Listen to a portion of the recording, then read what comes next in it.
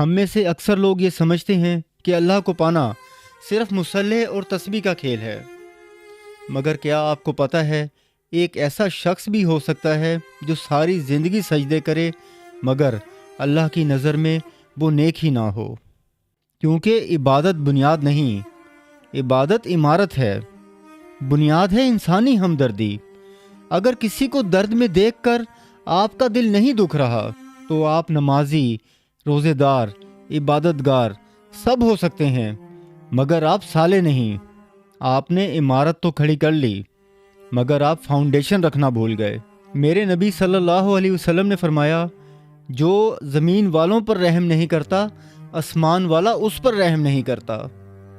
اللہ کی رحمت کو دعوت دینے کا دروازہ سجدوں سے نہیں بندوں کی خیر خواہی سے گزرتا ہے۔